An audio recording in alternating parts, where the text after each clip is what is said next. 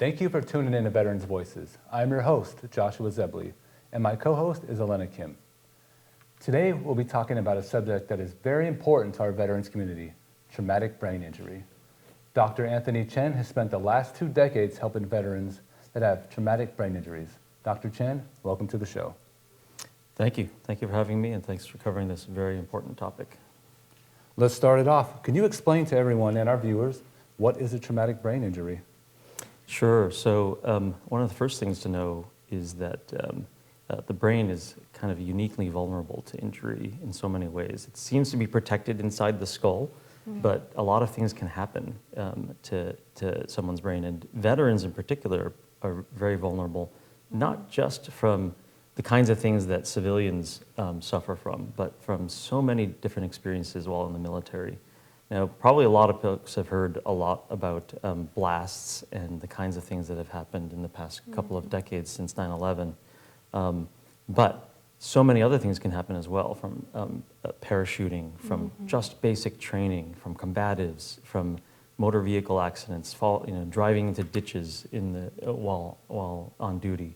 So many different things can happen, and the brain can be injured in any of those events. And the way the brain is injured can be quite different in these different situations. And so part of the trick and part of the challenge for everybody who's suffered brain injury, for their families and for us as clinicians and other folks trying to help, is that they may have different manifestations and different experiences.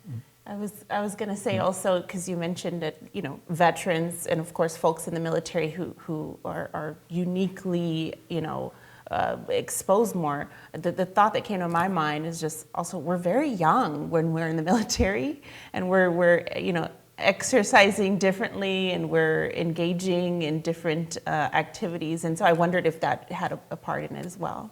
Yeah, absolutely. So as you said, a lot of folks who are in the military are quite young, and in some cases they're still kind of growing up. And so having these injuries early on can make a big difference. They may be going to college after the injury.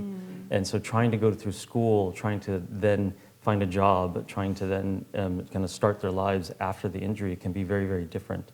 But we shouldn't ignore the fact that traumatic brain injury actually happens across the lifespan, from childhood, sometimes even before military service, and through to as we get older. In fact, there's a big peak in brain injuries for older veterans as well. As all of us age, our balance gets off. We may be in other accidents. Other things can happen. So that's also a really important part of life. Dr. Chen, working with veterans, I think you know that we are not exactly great about going to getting medical assistance when something happens, right? So I know that you're going to say the first thing you should do is seek medical assistance. But if you don't, what are some of the symptoms that you may notice down the line? Like, this is going to now make me think, I remember when I bumped my head pretty hard. What are the symptoms that someone would notice, your family member, yourself? Yeah, that's a great question, because so many veterans and non-veterans, to be truthful, don't really pay attention to the brain injury at first. We try to shake it off. We say, hey, I'm still walking, I'm still moving, I'm okay. And it may be only after things start to accumulate that they realize something really happened. They might have some more difficulties with being able to remember things, being able to pay attention and stay on track, and actually be able to follow through on things. They might say, oh, I got that, and then the next day it's gone. They didn't accomplish it. Or those are some things that we kind of call cognitive symptoms. But there may be other things that happen that affect their emotions. They may be more irritable. They may be less able to deal with stress. They may be more anxious or more depressed. All kinds of things can change in their emotions. They might chalk it up to something else. Similarly, it can affect their sleep. It can affect their interactions with other people. And of course, this is one of the things where it becomes very difficult for families in particular. If it affects their ability to interact with other people, maybe they misinterpret something someone says, or they're a little more irritable and grumpy. Yeah. All of this can happen. And then there are physical symptoms too, which are probably the clearest and easiest to detect. So after having had a traumatic brain injury or TBI, it's very common to have headaches. Very often those happen just in the acute period, and they get better over time, but not always. And we see a lot of veterans who actually continue to have headaches, and it affects how they work, affects how they think, affects how they concentrate, and are able to make it in school and in other situations. So quite a few different things can happen. And some of those things can accumulate and interact with each other. That's one of the more complicated things for a lot of folks to detect. I think that's an excellent point that you bring up about family members noticing these symptoms as well. Of course, at Veterans Voices, our audience is veterans. There's also those who support veterans and who engage with veterans and interact with veterans. And so they might be noticing these things before the veteran themselves. So it's so important that you brought that up, and thank you for servicing that. Do you find that a lot of veterans will say, well, that was 20 years ago. That's why I haven't still went and seen medical, getting medical. And you're like, you got to do it. So if veterans are watching now, and it's still go, right? Still go to the doctor and get it checked. Even if you don't know that you have symptoms.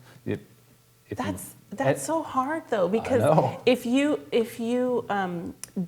the symptoms don't surface right away, how do you know, well, I'm having a headache or I'm feeling irritable, so maybe it could be, especially if, like Josh is alluding to, if it happened so long ago, you might not remember, right? I mean, what's the best advice that you could give a veteran in this situation? Yeah, those are great questions. And actually, the very first thing I should say is that usually symptoms do happen right away. Okay. And when you do have a brain injury, usually you're a little dazed, or you may even lose consciousness. That's a big hallmark, actually, of traumatic brain injury.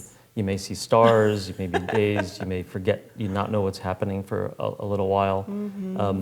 But those early symptoms often get better, and then the other things can be ignored. And so that's what becomes tricky, because 10 or 20 years down the line, you didn't realize, all of these things followed the brain injury.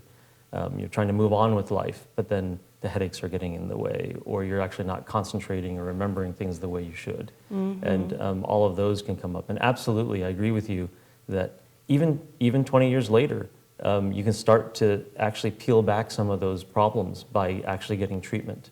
And I've seen a lot of folks get much, much better.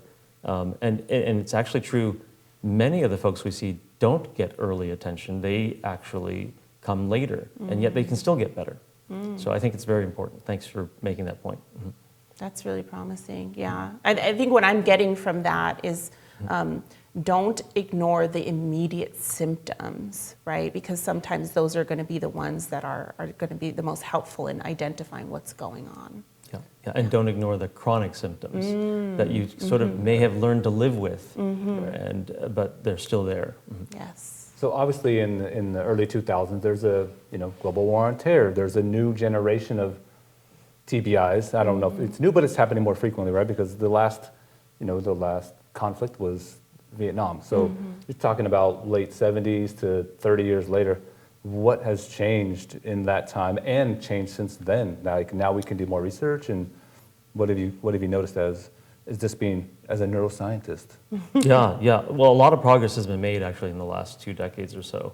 I think when immediately after 9/11, a lot of who are current veterans really sprung up and were called to service. And at that time there was a lot we didn't know about brain injury. But since then, all kinds of research has been going on for understanding the injury, the mechanisms of injury, the kinds of tears that can happen, the effects of blasts, but just as importantly, understanding what's important in the treatment. So understanding the kinds of fundamental biological things that are important for folks in trying to heal from brain injury. The importance of sleep, which 2 decades ago, many of us thought sleep was a waste of time. Now we realize sleep is essential. It's essential for the healing of the brain, it's essential for cleaning the brain, it's essential for memory and learning, for mood, and so many other things. Similarly, with other very basic things like for exercise and nutrition and other factors. But on top of that, there are specialized medical treatments for the mood dysregulation that can happen, or the cognitive dysregulation that can happen, and the memory problems. Talk a little bit more about the treatments, because a veteran just gets diagnosed with TBI, and maybe they understand on the surface what that means, but we want to know what's the next step. What does treatment look like? Yeah, so for most veterans who have what we call mild traumatic brain injury, meaning they weren't unconscious for days, they didn't have a penetrating injury of the skull. That's the majority of veterans since 9/11. For most of them, we're not talking about surgery, we're not talking about anything painful or difficult. We're talking about first trying to improve your everyday life, trying to improve these symptoms that you're struggling with every day. That can involve kind of a pyramid of things, from the most basic foundation in helping with sleep, nutrition, exercise, to moving up towards actually more and more specific techniques for regulating your attention, for helping with memory, using different tools to actually keep track of things so that you can stay on track at school or at work, et cetera, or even in taking care of things every day. And then that can also, very importantly, involve a team of different people, because there are so many different aspects to the brain. I often say mental health is part of brain health, and we have a lot of very specialized, very helpful colleagues working in mental health who are really, really helpful when someone has a traumatic brain injury, in addition to rehabilitation and our therapists and other treatments. I want to talk a little bit more about that after our break, but first we want to hear from a veteran who suffered a traumatic brain injury.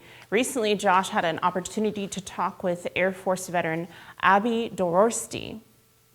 Today, I want to welcome Abby Dorhosti to Veterans Voices. Abby is joining us from Costa Rica. Abby is a 25-year Air Force veteran. She's here today to talk about traumatic brain injuries. Welcome, Abby. Thank you. It's great to be here.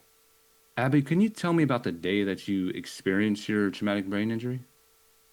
Yes, my story is not as exciting as some. I wasn't blown up in war. I was a master's student at the Naval Postgraduate School, and I was a member of the Naval Postgraduate School Cycling Club. We did a fun ride from Monterey all the way up to San Francisco, which is about 120 miles. And right before we got to our first stop, I was headed down a hill. I just had my bike tuned up and over-tuned a little bit. I was trying to brake because we were coming downhill to a sharp curve. I was getting a shimmy every time I tried to brake. I realized I was going to crash, and there was a soft-looking bank to the side, so I decided to go on a controlled crash. And I flipped upside down to protect my new bike, landed on the back of my head. I was wearing a helmet, yeah, I hit pretty darn hard. Got up, brushed myself off, checked my bike. A couple of people pulled up, were like, holy cow, let's call the SAG wagon. I said, nope, I'm good, let's ride. 3 or 4 minutes later, to me, I turned to a different person to my left and said, hey, are we almost to the first stop? And he said, you mean the second stop? I said, no, the first stop. He said, Abby, we're almost to the second stop. I said, what?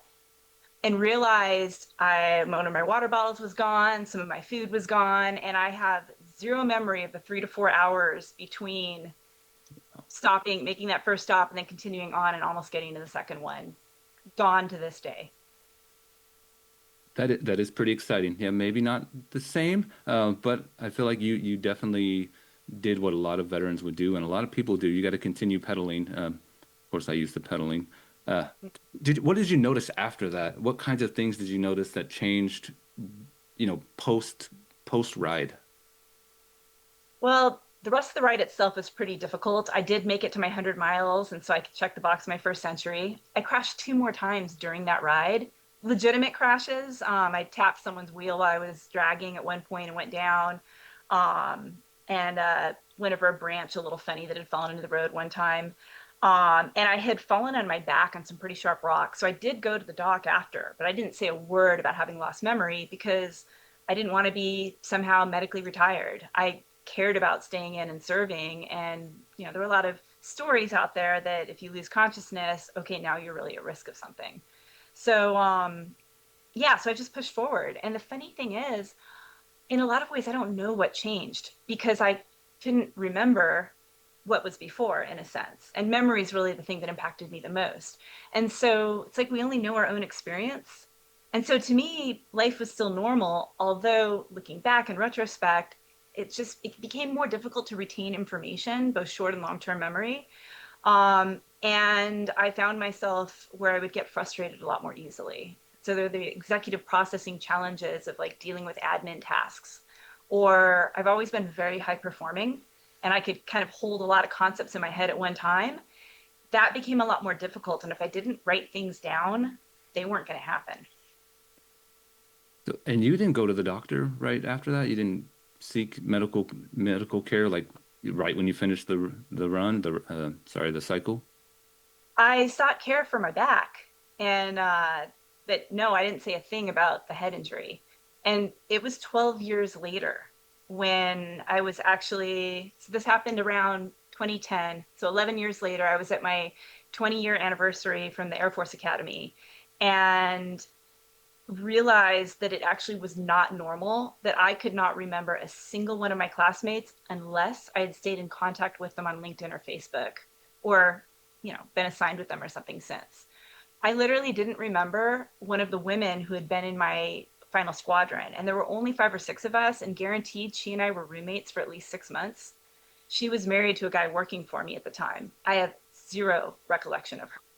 And talking to my other classmates, I realized that wasn't normal. And then talking to another friend of mine, she's actually works for NASA, and she'd gone through a traumatic brain injury recovery cycle. And she's the one who said, hey, do you think this could have happened? And I'm sitting there going, well, no, I've never been blown up. I've never banged my head. And then I went, oh, wait, there was that cycling accident. And that's when I went to my doctor and said, hey, could we maybe look into this? And so he sent me for imaging to the National Intrepid Center of Excellence at Walter Reed. What advice would you give to veterans or anybody dealing with a TBI if they're just starting in this journey? So don't be afraid to ask for help and find the practices that support you. And that's different for everyone. But finding something that helps you just come home and be home in your own body so that you can take a breath. You can find the center amidst the chaos. Thank you. And I'm so glad you said, don't be afraid to ask for help. That's kind of the message on our, every show we do. That's the reason we're here. That's the reason we seek out people like you who experienced this injury or any type of event and then have overcame it and can help other veterans. So we appreciate you and congratulations on all your success that you've had. And I'm happy to have, veterans like yourself that can come on and say, you can do it. There's people here to help, and you're proving that. So thank you so much for being on Veterans Voices, for joining us today on Veterans Voices today. Wish you all the luck. Welcome back to the Veterans Voices studio. We're talking about traumatic brain injury in veterans with Dr. Anthony Chen. Dr. Chen, a few things kind of stood out with Abby's story to me, but I want to hear from you. I mean, especially what she talks about, I did seek medical treatment, but it was for this immediate injury, or the immediate pain anyways, of my back, wanting to stay quiet, wanting to sort of save face in front of my colleagues. And then she started experiencing some memory loss and loss of executive function there. Did this story sound familiar to you in your work with other veterans? Yeah, absolutely. Thank you. And Ms. Dorhosti really brought out a lot of different features that are very common for a lot of veterans. Everything from the initial injury to trying her best to ignore it, to trying her best to just keep going. And then as she mentioned the kinds of difficulties she had, but realizing she didn't fully understand those difficulties early on. It was only after time that she started to develop her own awareness and insight, and probably having other folks provide input was really, really valuable too. And so sometimes it's family members who notice, sometimes it's friends who notice. But over time, we often see folks develop better and better understanding, and then if they actually seek treatment, they really develop a really strong insight and can really address the problems. And I love that she was able to talk a little bit about some of the techniques that she's used to actually help her function on a day-to-day basis and be able to move ahead. And I loved how she also closed with the idea of being able to regulate yourself, take a breath, center yourself, because so much of what our brain does is actually to regulate what we do, and that part is what's so vulnerable to traumatic brain injury, even more so than a lot of other things. So important. And I could see you nodding your head during the video, though, during the whole time, like this is exactly what we needed here.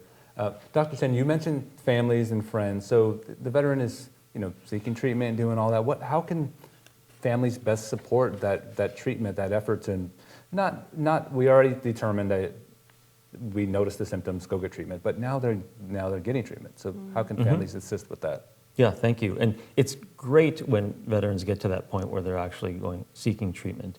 And if they can involve their family, not everyone wants their family involved, but if they can involve their family, it can be really powerful because the family can then provide feedback, actually kind of see how they're doing, encourage them when they are having difficulties. And as the family understands the symptoms and understands the difficulties better, they can actually be more supportive. It may be, for example, more than one veteran, many veterans have the experience that other folks find it irritating or find it frustrating when the veteran is having difficulties because they've forgotten something or they dropped something, they didn't accomplish something.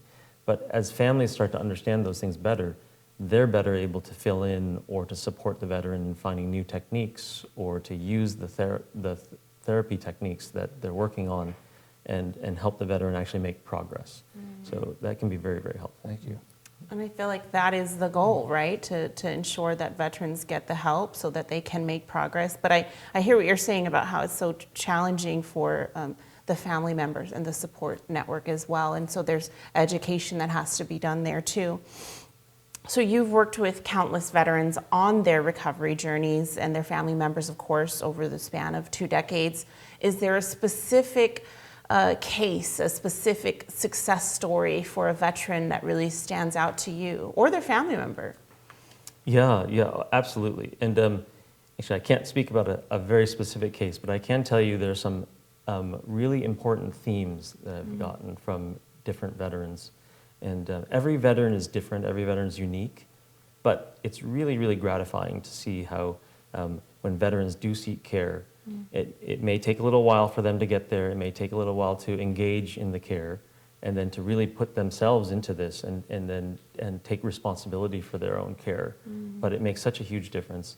And I really am gratified when I see veterans who, first of all, they're veterans because they stood up to serve. And to so many veterans, they want to get back to being able to serve. And it's wonderful when I see veterans who are students or veterans who move on to becoming psychologists themselves or counselors or do something where they're helping other veterans. And I think that's really striking to me. It's like a triple positive when they're able to then move on and help others through their own experience. Yeah, that's got to be amazing to experience that journey. Definitely. We also talked about our understanding of TBIs based on the last 50 years, right? How about the prevention? I'm sure you see the injury, so like you would probably know how to help prevent it. What is that something in your path? Yeah, that's a great question because it's always better to be able to prevent the injury than to have to deal with the consequences afterwards. And there's active work in trying to work on prevention in the civilian world as well as in the military. And I think what many veterans might benefit from is knowing the kinds of things that increase your risk of having brain injuries. So, of course, they're intrinsically risky activities like being in combatives, et cetera. But if you understand some of those risks and you also are aware of what the symptoms of TBI are, you might not say, oh, you got hit in the head once and you were out, but you're going to keep going. Maybe part of the prevention is actually stopping, letting someone recover, making sure that they don't have secondary injury. Or, as Abby mentioned, the issue with bicycling. There are different things you can do with bicycling or with traffic management in public that can be very helpful for prevention. One of the things that is very hard to do, of course, in healthcare is to prevent all the injuries ahead of time. But you can prevent subsequent injuries. And in fact, what we see a lot, more and more, is actually folks who have had brain injuries are more susceptible to second injuries or third injuries. And so being aware of what can put them at risk is actually really important. So that might be being a little bit more cautious when you're getting back out on the bike. Or it might be choosing a bicycle that's more stable, or choosing routes that are a little safer, or different things where you realize that you want to prevent that second or third or other injury. And of course, protective equipment is getting better through technology, right? I mean, that's kind of where we know you can tell us we need to make sure we protect the back of the head just as much as the front or whatever it may be. Better straps for your helmet so they don't come off. Just stuff like that is kind of where this is what it's leading to. We've had this large number of TBIs based on service members taking their helmet off because it's too hot. Like, well, let's make a helmet that's not as hot, but can still do what we have to do. So things like that I hope are changing along with the knowledge that we have of how to treat TBIs. Well, it struck me what you said, that if you had a TBI, then you're more susceptible to have one in the future. And I feel like I hear that about so many conditions or accidents. You know, if a fall, right, in an elderly person, is if you have one, you're more likely to have another one in the future. Yeah. I'm thinking about the veterans sitting at home right now and saying, you know, I'm listening, right? And often the challenge for our veterans is what is that first next step? So what's your advice for a veteran or a family member that's watching and suspects this is kind of resonating with me? Maybe I have TBI? Yeah, it's a great question. And every veteran is a little bit different in terms of what will get them to the right help. So I don't want to say there's only one thing that you could do. But for some veterans, just speaking up at any of your medical appointments can make a big difference. So as Abby actually pointed out very well, she sought care for something else but didn't mention the TBI. Yes. And that's very, very common. But if she does mention it to any of her clinicians, they may be able to get her to the right treatment. There are other folks who are really avoiding medical care or just don't want to talk about it with their doctor, and that's okay. But they may then talk to other veterans or other family members or find a community group where they're willing to mention something. And they may find that there are more people out there than they realize who have a similar experience and can give them some counsel. And that may eventually, they'll find their path to actually get help and feel better. So we're running out of time, but I'm going to ask one more question. Maybe you can give me a pretty quick answer. TBI, CTE, is it? Just you tell us, because I don't even know what CTE means. Right. I know what it is, but not what it means. Yeah. Well, you're bringing up a big question that a lot of folks have right now, and that is the understanding that traumatic brain injury can predispose you to brain changes down the line, some form of degeneration. And CTE is one specific form of degeneration, chronic traumatic encephalopathy. So that's just one, though. And there are other things that can happen. Now, it's important for most people to know, though, that most people with traumatic brain injury do not develop these conditions. They really can do well. And with the right approaches that keep their brains healthy as possible, they can actually do pretty well in the long term. There are some folks, though, who can develop symptoms because the brain continues to degenerate, especially in the elderly years. And it can predispose folks to Parkinson's disease, Alzheimer's disease, as well as chronic traumatic encephalopathy. And when we have those kinds of situations, we want to make sure that somebody gets the care, the wraparound care that they need as soon as possible. Thank you for clarifying those. I want to thank both of our guests today for shedding some light on an issue that is so important to veterans and their families. We hope you've enjoyed today's Veterans Voices. Here are resources if you want to learn more or reach out. For help with accessing any veteran services or benefits, a county veteran service office is a great place to start. Find one near you at nacvso.org. Disabled Veterans of America is dedicated to helping veterans with disabilities. Go to dav.org and search traumatic brain injury. To rewatch today's episode, check back on our homepage later this week or check your cable provider's schedule for rebroadcast times.